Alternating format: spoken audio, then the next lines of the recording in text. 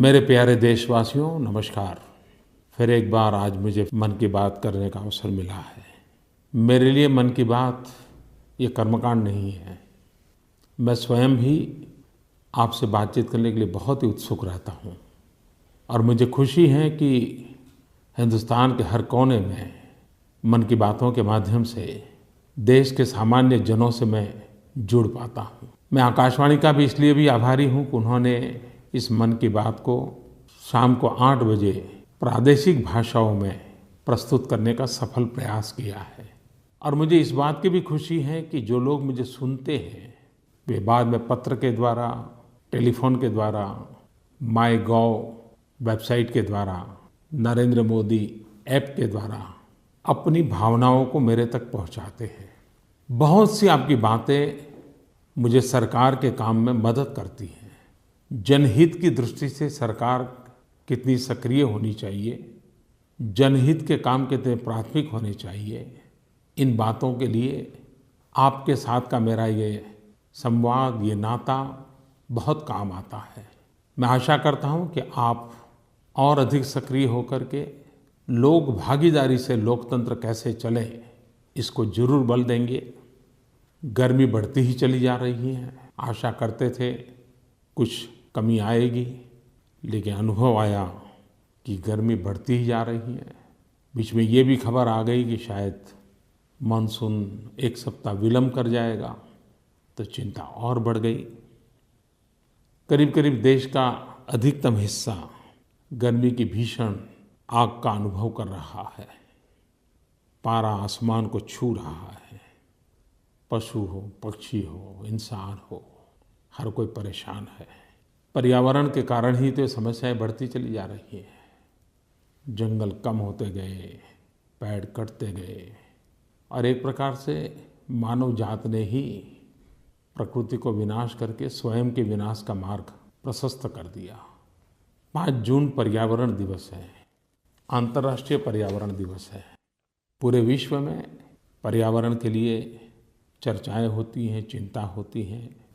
इस बार United Nations ने विश्व पर्यावरण दिवस पर zero tolerance for illegal wild life trade इसको विषय रखा है। इसकी तो चर्चा होगी ही होगी, लेकिन हमें तो पेड़ पौधों की भी चर्चा करनी है, पानी की भी चर्चा करनी है। हमारे जंगल कैसे बढ़ें, क्योंकि आपने देखा होगा पिछले दिनों उत्तराखंड, हिमाचल, जम्मू कश्मीर, इन हिमालय की गोद में जंगलों में जो आग लगी, आग का मूल कारण यही था कि सूखे पत्ते और कहीं थोड़ी सी भी लापरवाही बरती जाए तो बहुत बड़ी आग में फैल जाती है।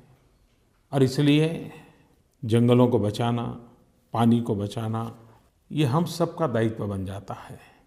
पिछले दिनों मुझे जिन राज्यों में अधिक सूखे की स्थिति है, ऐसे 11 राज्यों के मुख्यमंत्रियों के साथ विस्तार से बातचीत करने का अवसर मिला। उत्तर प्रदेश, राजस्थान, गुजरात, महाराष्ट्र, मध्य प्रदेश, छत्तीसगढ़, झारखंड, कर्नाटक, आंध्र प्रदेश, तेलंगाना, उड़ीसा। वैसे तो सरकार का जैसे परंपरा रही है, मैं सभी सूखा प्रभावित राज्यों की एक मीटिंग कर सकता था, लेकिन मैंने ऐसा नहीं किया। मैंने हर राज्य के साथ अलग मीटिंग की। एक राज्य के साथ करीब करीब 2-2, ढाई घंटे बिताए। राज्यों को क्या कहना है उनको बारीकी से सुना। आमतौर पर सरकार में भारत सरकार से कितने पैसे गए और कितनों का खर्च हुआ, इससे ज़्यादा बारीकी से बात नहीं होती है। हमारे भारत सरकार के भी अधिकारियों के लिए भी आश्चर्य था कि कई राज्यों ने बहुत ही उत्तम प्रयास किए हैं पानी के संबंध में, पर्यावरण के संबंध में, सूखे की स्थिति को निपटने के लिए, पशुओं के लिए, असरग्रस्त मानवों के लिए।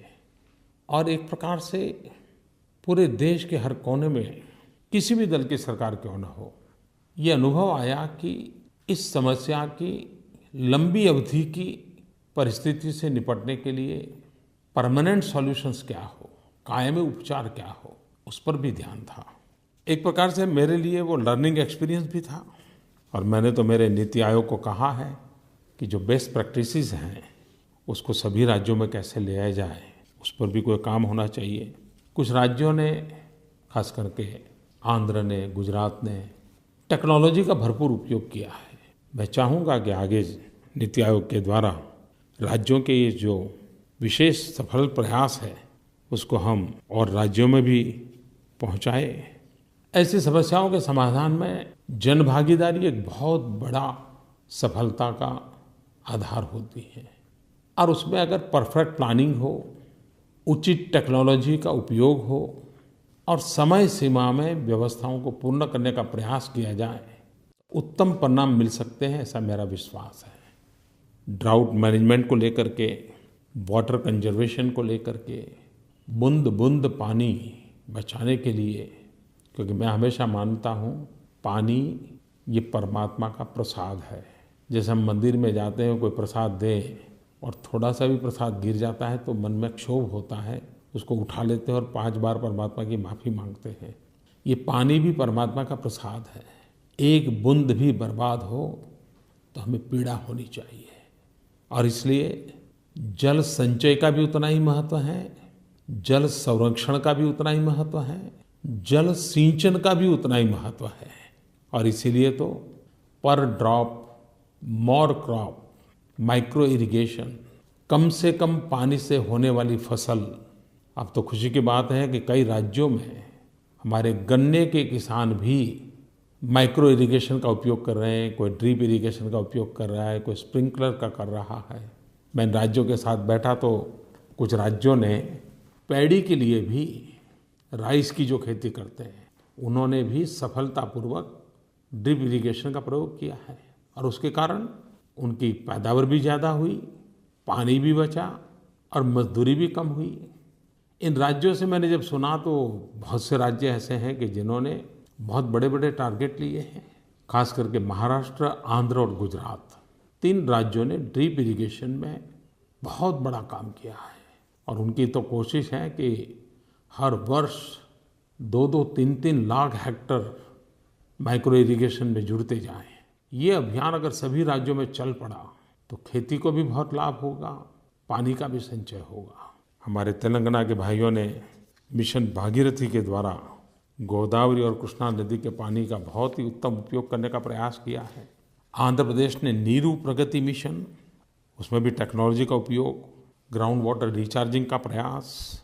महाराष्ट्र ने जो जन आंदोलन खड़ा किया है उसमें लोग पसीना भी बहा रहे हैं, पैसे भी दे रहे हैं।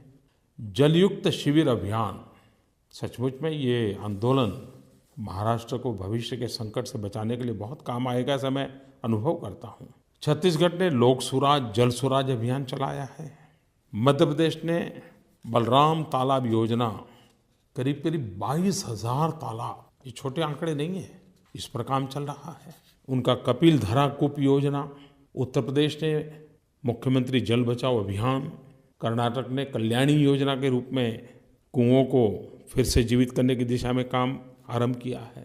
राजस्थान और गुजरात, जहां अधिक पुराने ज़माने की बावरियां हैं, उसको जल मंदिर के रूप में पुनर्जीवित करने का एक बड़ा अभियान चलाया है। राजस्थान ने मुख्यमंत्री जल स्वावलंबन अभियान चलाया है। झारखंड वैसे तो जंगल इलाका है, लेकिन कुछ इलाके हैं जहां पानी की दिक्कत है। उन्होंने चक डैम का बहुत बड़ा अभियान चलाया है। उन्होंने पानी रोकने की दिशा में प्रयास चलाया है। कुछ राज्यों ने नदियों में ही छोटे छोटे बांध बना करके 10-10, 20-20 किलोमीटर पानी रोकने की दिशा में अभियान चलाया है। ये बहुत ही सुखद अनुभव है। मैं देशवासियों को भी कहता हूँ कि ये जून, जुलाई, अगस्त, सितंबर हम तय करें, पानी की एक बूंद भी बर्बाद नहीं होने देंगे। अभी से प्रबंध करें, पानी बचाने की जगह क्या हो सकती है, पानी रोकने की जगह क्या हो सकती है। ईश्वर तो हमारी ज़रूरत के हिसाब से पानी देता ही है, प्रकृति हमारी आवश्यकता की पूर्ति करती ही है। लेकिन हम अगर बहुत पानी देख करके बेपरवाह हो जाएं और जब पानी की मौसम समाप्त हो जाए तो बिना पानी परेशान रहे, ये कैसे चल सकता है। और ये कोई पानी मतलब सिर्फ किसानों का विषय नहीं है जी। ये गांव, गरीब, मजदूर, किसान, शहरी, ग्रामीण, अमीर, गरीब, हर किसी से जुड़ा हुआ विषय है। और इसलिए बारिश की मौसम आ रही हैं तो पानी ये हमारी प्राथमिकता रहे। और और इस बार जब हम दिवाली मनाएं तो इस बात का आनंद भी लें कि हमने कितना पानी बचाया, कितना पानी रोका। आप देखिए हमारी खुशियाँ अनेक गुना बढ़ जाएगी। पानी में वो ताकत है, हम कितने ही थक कर के आए हो, मुंह पर थोड़ा सा भी पानी छिड़कते हैं तो कितने फ्रेश हो जाते हैं। हम कितने ही थक गए हो, लेकिन विशाल सरोवर देखें या सागर का पानी देखें तो कैसी विराटता का अनुभव होता है। ये कैसा अनमोल खजाना है परमात्मा ने दिया हुआ। जरा मन से उसके साथ जुड़ जाएं, उसका संरक्षण करें, पानी का संवर्धन करें, जल संचय भी करें, जल सिंचन को भी आधुनिक बनाएं। इस बात को मैं आज बड़े आग्रह से कह रहा हूँ। ये मौसम जाने नहीं देना है। आने वाले 4 महीने बूंद बूंद पानी के लिए जल बचाओ अभियान के रूप में परिवर्तित करना है। और ये सिर्फ सरकारों का नहीं, राजनेताओं का नहीं, ये जन सामान्य का काम है। मीडिया ने पिछले दिनों पानी की मुसीबत का विस्तार से वृत्तांत दिया। मैं आशा करता हूँ कि मीडिया पानी बचाने की दिशा में लोगों का मार्गदर्शन करे, अभियान चलाएं और पानी के संकट से हमेशा की मुक्ति के लिए मीडिया भी भागीदार बने। मैं उनको भी निमंत्रित करता हूँ। मेरे प्यारे देशवासियों, हमें आधुनिक भारत बनाना है, हमें ट्रांसपेरेंट भारत बनाना है, हमें बहुत सी व्यवस्थाओं को भारत के एक कोने से दूसरे कोने तक समान रूप से पहुंचानी है। तो हमारी पुरानी आदतों को भी थोड़ा बदलना पड़ेगा। आज मैं एक ऐसे विषय पर स्पर्श करने चाहता हूँ जिस पर अगर आप मेरी मदद करें तो हम उस दिशा में सफलतापूर्वक आगे बढ़ सकते हैं।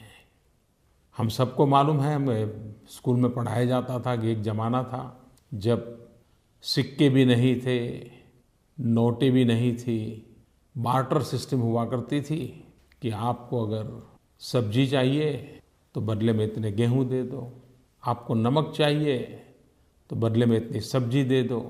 बार्टर सिस्टम से ही कारोबार चलता था।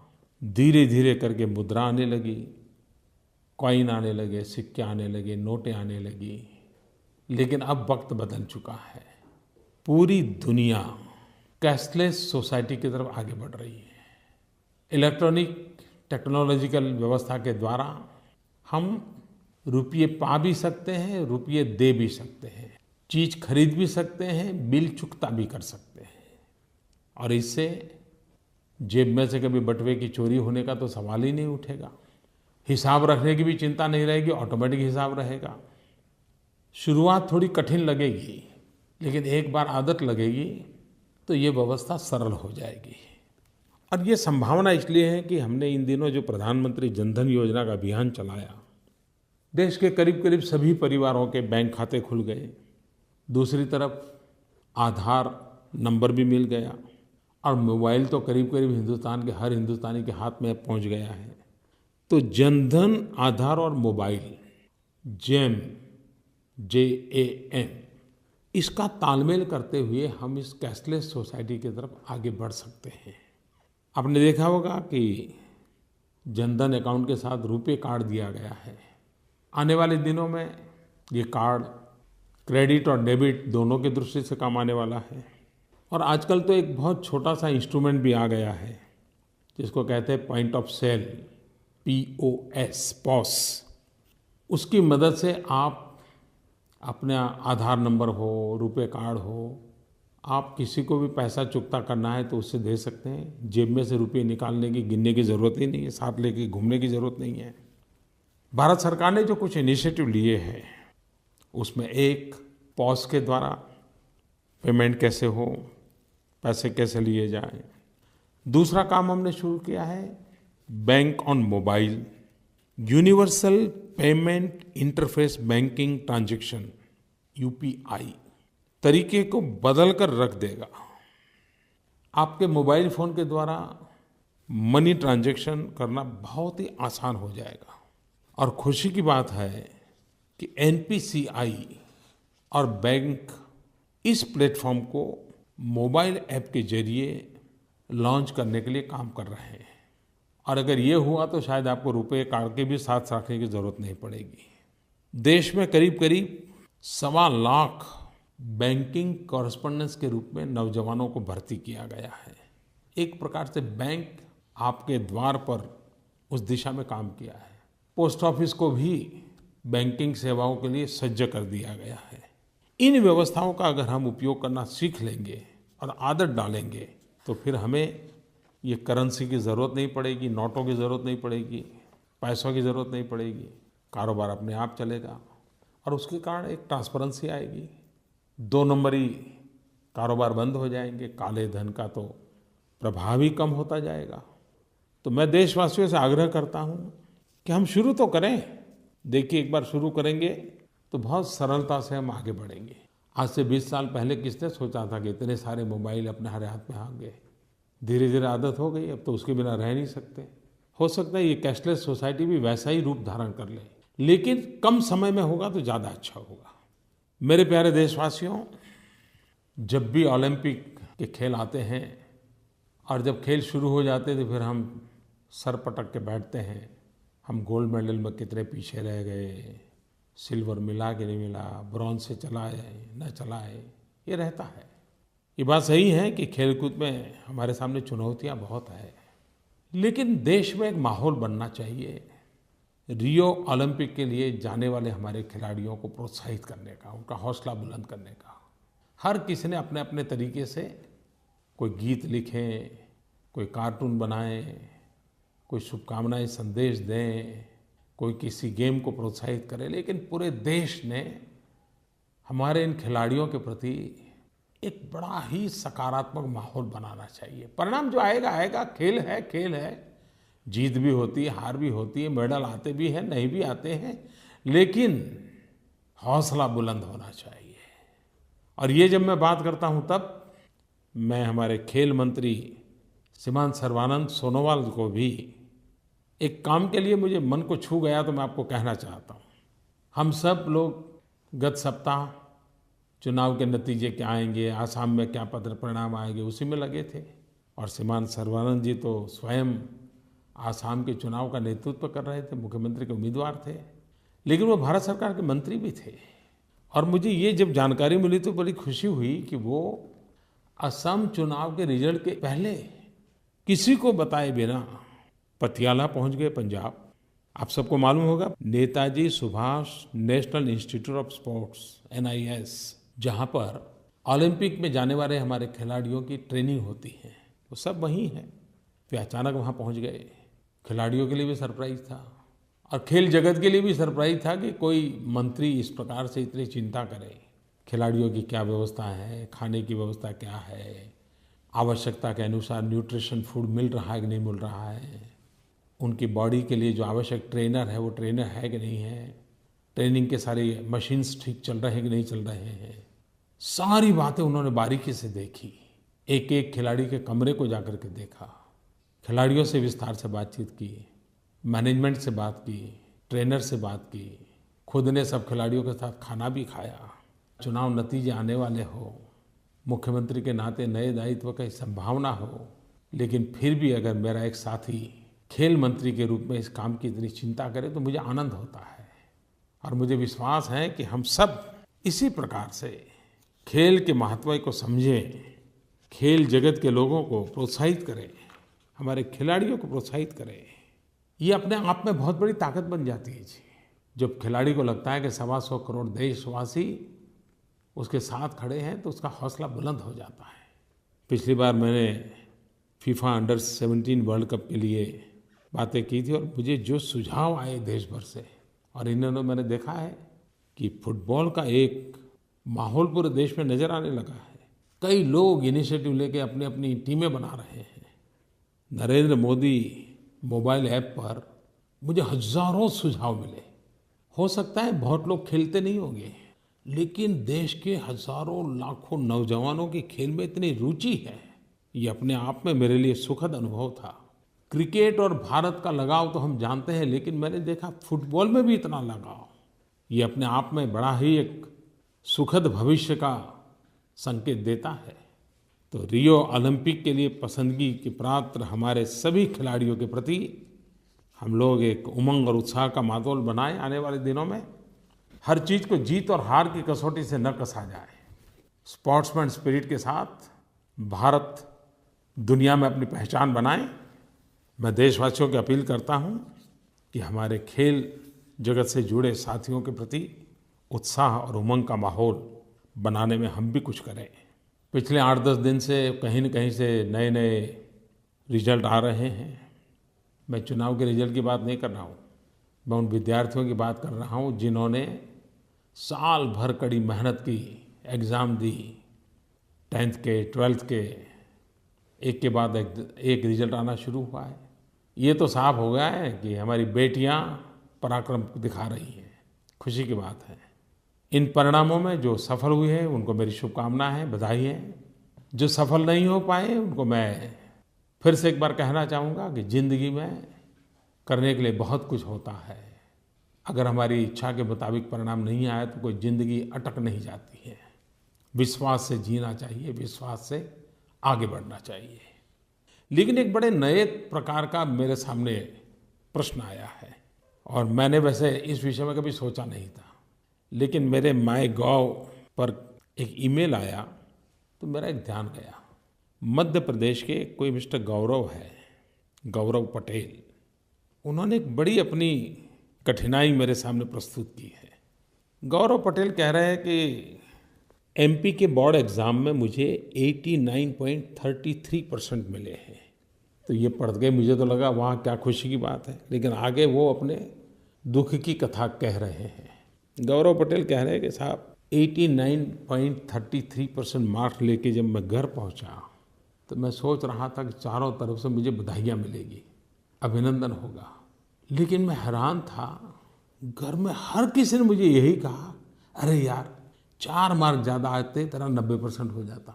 यानी मेरे परिवार और मेरे मित्र, मेरे टीचर, कोई भी मेरे 89.33% मार्क्स से प्रसन्न नहीं था। हर कोई मुझे कह रहा था यार 4 मार्क के लिए तुम्हारा 90% रह गया।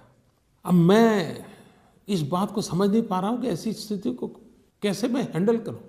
क्या ज़िंदगी में यही सब कुछ है क्या? क्या मैंने जो किया वो अच्छा नहीं था क्या? क्या मैं भी कुछ कम पड़ गया क्या? पता नहीं, मेरे मन पर एक बोझ सा अनुभव होता है। गौरव, आपकी चिट्ठी को मैंने बहुत ध्यान से पढ़ा है और मुझे लगता है शायद ये वेदना आपकी नहीं, आपके जैसे लाखों करोड़ों विद्यार्थियों की होगी। क्योंकि एक ऐसा माहौल बन गया है कि जो हुआ है उसके प्रति संतोष के बजाय उसमें से असंतोष खोजना, ये नकारात्मकता का दूसरा रूप है। हर चीज में से असंतोष खोजने से समाज को संतोष की दिशा में हम कभी नहीं ले जा सकते हैं। अच्छा होता आपके परिजनों ने, आपके साथियों ने, मित्रों ने आपके 89.33% को सराहा होता तो आपको अपने आप ही ज़्यादा कुछ करने का मन कर जाता। मैं अभिभावकों से, आसपास के लोगों से ये आग्रह करता हूँ कि आपके बच्चे जो रिजल्ट ला के आए हैं उसको स्वीकार कीजिए, स्वागत कीजिए, संतोष व्यक्त कीजिए और उसको आगे बढ़ने के लिए प्रोत्साहित कीजिए। वरना हो सकता है वो दिन ये भी आएगा कि आपको 100% आने के बाद आप कहेंगे कि भाई 100 आया लेकिन फिर भी तुम कुछ ऐसा करते तो अच्छा होते। तो हर चीज़ की कुछ तो मर्यादा रहनी ही चाहिए। मुझे जोधपुर से संतोष गिरी गोस्वामी, उन्होंने भी लिखा है, करीब करीब इसी प्रकार से लिखा है। वो कहते हैं हमारे आसपास के लोग हमारे परिणाम को स्वीकार ही नहीं कर रहे। वो तो कहते कुछ और अच्छा कर लेते, कुछ और अच्छा कर लेते हैं। मुझे कविता पूरी याद नहीं है, लेकिन बहुत पहले मैंने पढ़ी थी, किसी कवि ने लिखी थी कि जिंदगी के कैनवास पर मैंने वेदना का चित्र बनाया और जब उसकी प्रदर्शनी थी, लोग आए, हर किसी ने कहा टचअप की ज़रूरत है। कोई कहता था ये नीले के बजाय पीला होता तो अच्छा होता, कोई कहता था ये रेखा यहाँ के बजाय उधर होती तो अच्छा होता। काश मेरी इस वेदना के चित्र पर किसी एकाध दर्शक ने भी तो आंसू बहाए होते। ये कविता के शब्द यही थे, ऐसा मुझे अब याद नहीं रहा, लेकिन बहुत पहले की कविता है तो। लेकिन भाव यही था कि उस चित्र में से कोई वेदना नहीं समझ पाया, हर कोई टचअप की बात कर रहा था। संतोष गिरी जी, आपकी चिंता भी वैसी है जैसी गौरव की है और आप जैसे करोड़ों विद्यार्थियों की होगी। लोगों की अपेक्षाओं को पूर्ण करने के लिए आप पर बोझ बनता है।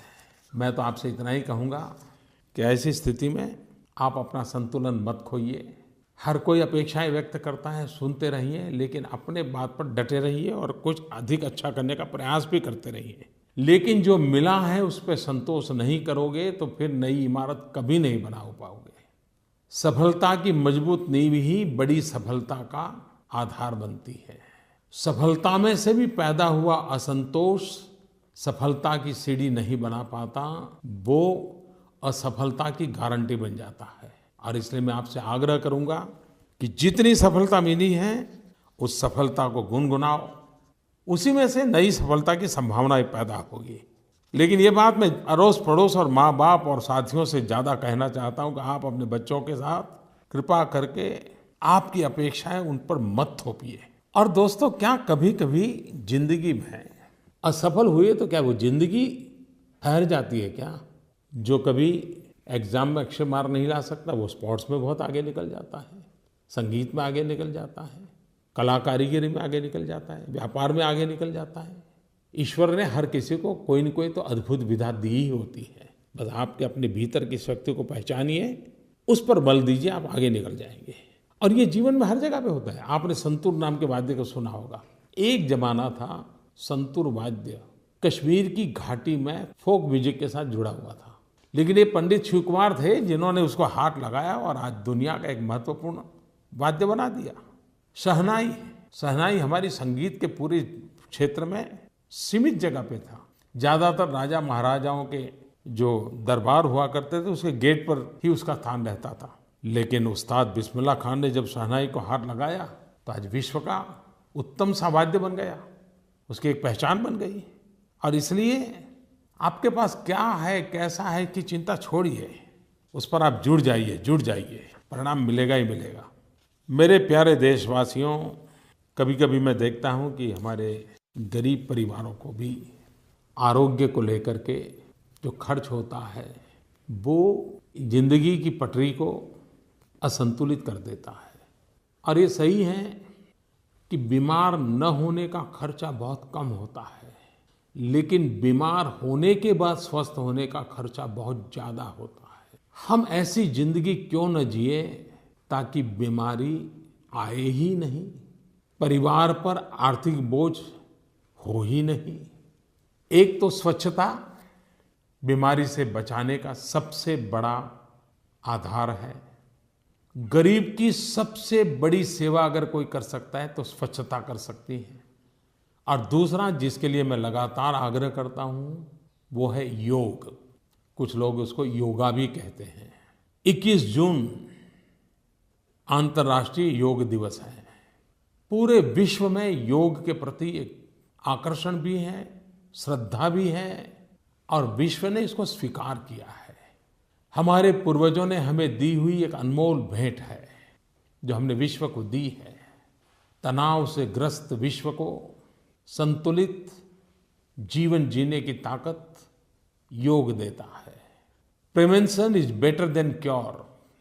योग से जुड़े हुए व्यक्ति के जीवन में स्वस्थ रहना, संतुलित रहना, मजबूत इच्छा शक्ति के धनी होना, अप्रतिम आत्मविश्वास से भरा जीवन होना, हर काम में एकाग्रता का होना, ये सहज उपलब्धियां होती हैं। 21 जून योग दिवस ये सिर्फ एक इवेंट नहीं है, इसका व्याप बढ़े, हर व्यक्ति के जीवन में उसका स्थान बने। हर व्यक्ति अपने दिनचर्या में 20 मिनट, 25 मिनट, 30 मिनट योग के लिए खपाएं। और इसके लिए 21 जून योग दिवस हमें प्रेरणा देता है। और कभी-कभी सामूहिक वातावरण व्यक्ति के जीवन में बदलाव लाने का कारण बनता है। मैं आशा करता हूं कि 21 जून आप जहां भी रहते हो, आप इनिशिएटिव लिए, अभी 1 महीना है, आप भारत सरकार की वेबसाइट पर जाओगे तो योग का जो इस बार का सिलेबस है, कौन कौन से आसन करने हैं, किस प्रकार से करने हैं, उसका पूरा वर्णन है उसमें। उसको देखिए, आपके गांव में करवाइए, आपके मोहल्ले में करवाइए, आपके शहर में करवाइए, आपके स्कूल में, इंस्टीट्यूशन में, इवन ऑफिसेज में भी अभी से 1 महीना शुरू कर दीजिए, देखिए आप 21 जून को भागीदार बन जाएंगे। मैंने कई बार पढ़ा है कि कई ऑफिसेज में रेगुलरली सुबह मिलते ही योग और प्राणायाम सामूहिक होता है तो पूरे ऑफिस का एफिशिएंसी इतनी बढ़ जाती है, पूरे ऑफिस का कल्चर बदल जाता है, एनवायरनमेंट बदल जाता है। क्या 21 जून का उपयोग हम अपने जीवन में योग लाने के लिए कर सकते हैं? अपने समाज जीवन में योग लाने के लिए कर सकते हैं? अपने आसपास के परिसर में योग लाने के लिए कर सकते हैं? मैं इस बार चंडीगढ़ के कार्यक्रम में शरीक होने के लिए जाने वाला हूँ। 21 जून को चंडीगढ़ के लोगों के साथ मैं योग करने वाला हूँ। आप भी उस दिन अवश्य जुड़े। पूरा विश्व योग करने वाला है।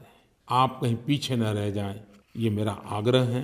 आपका स्वस्थ रहना भारत को स्वस्थ बनाने के लिए बहुत आवश्यक है। मेरे प्यारे देशवासियों, मन की बात के द्वारा आपसे मैं लगातार जुड़ता हूँ। मैंने बहुत पहले आपको एक मोबाइल नंबर दिया था, उस पर मिस कॉल करके आप मन की बात सुन सकते थे, लेकिन अब उसको बहुत आसान कर दिया है। अब मन की बात सुनने के लिए आप सिर्फ 4 ही अंक उसके द्वारा मिस कॉल करके मन की बात सुन सकते हैं। वो 4 आंकड़ों का नंबर है 1922 1922 1922। इस नंबर पे मिस कॉल करने से आपको जब चाहे, जहाँ चाहे, जिस भाषा में चाहे मन की बात सुन सकते हैं। प्यारे देशवासियों, आप सबको फिर से नमस्कार। मेरी पानी की बात मत भूलना, याद रहेगी ना? ठीक है, धन्यवाद, नमस्ते।